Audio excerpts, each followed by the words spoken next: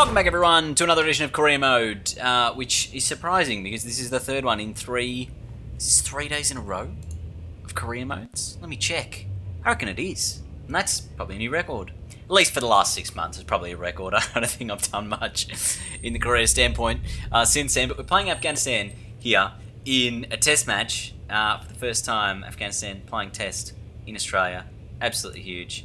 The lineup, I don't know what it'll be. Could be right, could be completely wrong. But Afghanistan have won the toss here at the SCG. They're going to bat first. And this is a one-off game this series. 92 test wickets. That's pretty good at an average of 11.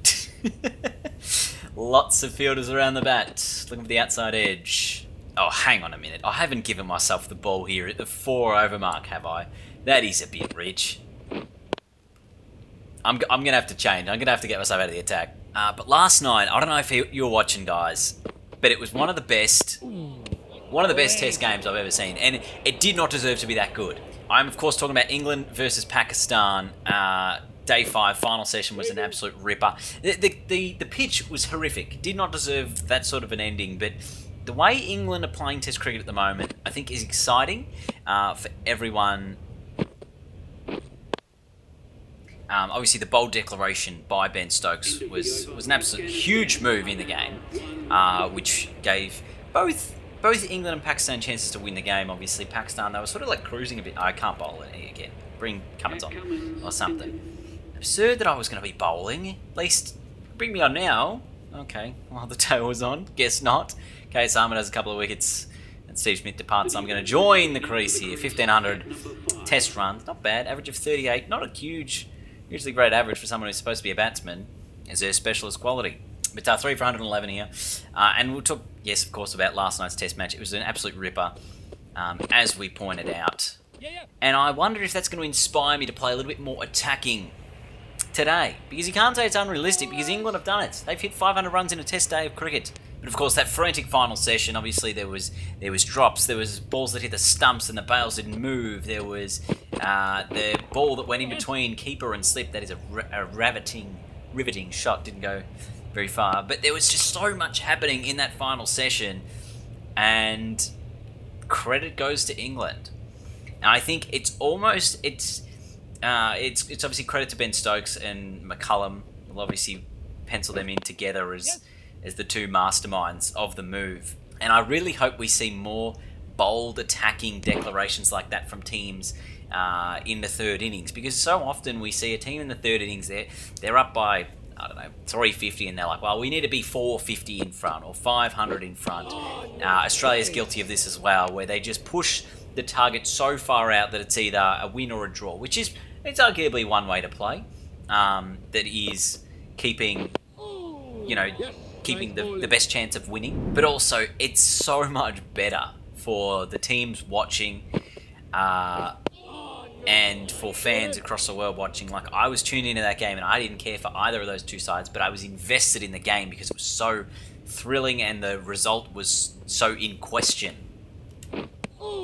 So I wonder if we'll see that going forward in Test cricket, and maybe it is the new way of Test cricket to come about. That was a little bit in the air, but lucky that guy didn't catch it. And it made me think, because it's something that I've heard talked about, I guess, in the commentary for a long period of time. And I know one person who was really big on aggressive declarations was Shane Warne. Every time you heard him talk in the commentary about Australia should declare now, it'll like dangle the carrot a little bit for the other team to be able to win, but it's giving them enough time to win the game, and you might get the other team out because they might try to push that extra mile to chase and win it. And I think that's the best result you can get in a game, is you want teams trying to win a game of Test cricket. You don't want them playing for a draw. If you give them the opportunity to win, it'll create the opportunity for you to win. And I think that's why last night was so exciting, and why hopefully this new era of England cricket and maybe Test cricket will give us some really, really good matches going forward.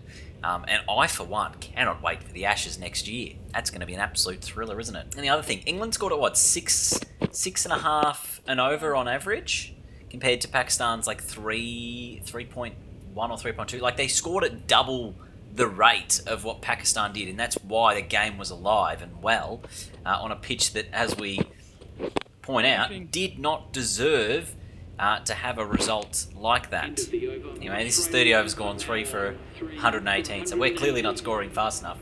Only 3.9 the rate. Well, that's a risky shot, especially with only 3 overs left in the day, but, you know, got to hit a boundary every now and then. Karis Ahmed's actually the captain here of Afghanistan, didn't realise that. Waiting. Thought it would have been Rashid Khan. Oh, big chance if you go straight back down the ground over the bowler. Oh, fielder getting around. I've hit it with enough air and he's got it. And I'm out for 11. Oh, I thought the risk was on because the fielder, I mean, it's stupid late in the day, but the risk was definitely on.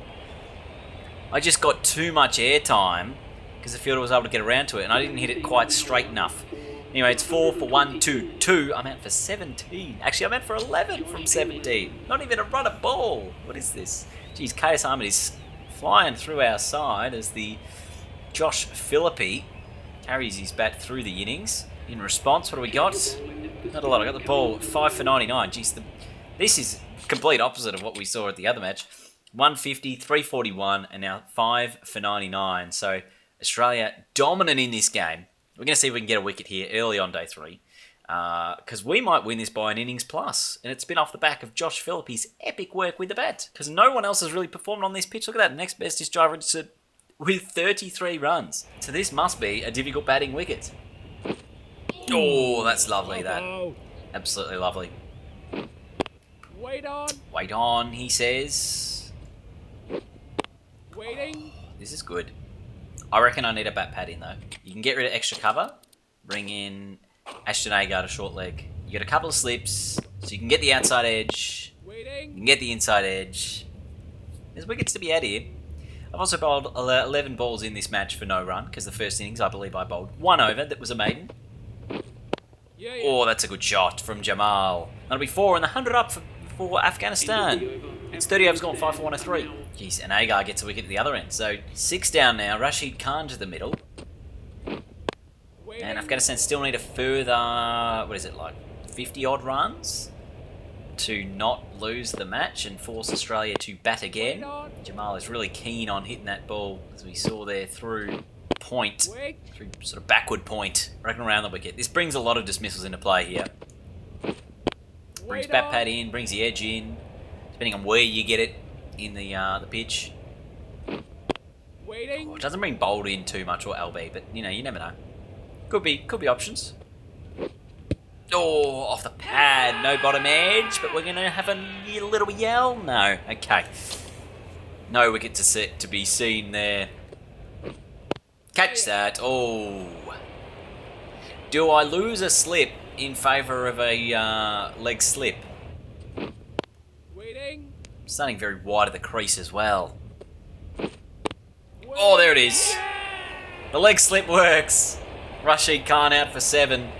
Hits it onto his pad, straight to the man at leg slip.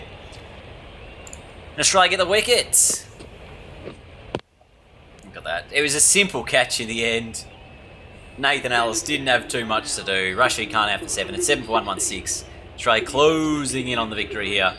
As Farid comes to the middle. Oh, and he's a left-hander. He's out for sure. Oh, how does that knock in the stumps? Oh, I'm expecting an edge or a bold or a something. 7 for 1 was 116. Hager at the other end. He doesn't take a wicket. Good. We've got Zampa in this team as well. Oh my god, we have so many spin options. Here at the Asuju. Move Nathan Ellis back to slip there. Oh, look at the fielding. Quality, top quality. If you do drag it short and have it bounce up on him, could that get a dismissal? Yeah. No, he gets it away for 1. That's alright, gives me the new man back on strike, and that's what I like. I like opportunity against the newer batsmen. Afghanistan, they're actually 70 runs behind. I thought it was only like 50. So, it's going to be a huge challenge if they're going to force us to bat again. Oh, it was in the air for a moment. Thought it would have carried. 7 for 122. Oh, give him the wide one. You get the nick. He just fished at it. And the finger goes up. Beautiful stuff. Great bowling. All round. Quality, as we like to say. and it was the wrong end. It was just beautiful. Everything about that was smart because I was like, look, I've been bowling it very straight, and he had been keeping me out. So let's give him one that's a bit wider, see if he wants to play at it. It's just magnific. As the Afghanistan captain, Qais Ahmed, comes to the middle. He's obviously got the task ahead of him of making Australia bat again. That's at least their first little goal, and then if they can get past that, then they'll go from there. But Jamal is the key man. He's on 48 from 75. And Qais Ahmed does find the gap here. So this will be a couple of runs. Won't go to the boundary. Man in the deep does a nice job. Just be the 2. End of the 38th. It's 8 for 130. Oh. Thought I had him. Oh, and that's 50 for Jamal with that single. I forgot about that. Forgot he was on 49. This is a good knock from him. Beautiful stuff. And another single. Look at him go. Oh, they want 2. That's dangerous. Very dangerous. They get home. Well played. Well fielded. There's no chance I can do a bowl you around the legs type operation, is it? It's probably a bit far-fetched for my spinning abilities. Unless I turn the spin slider up to like 1,000.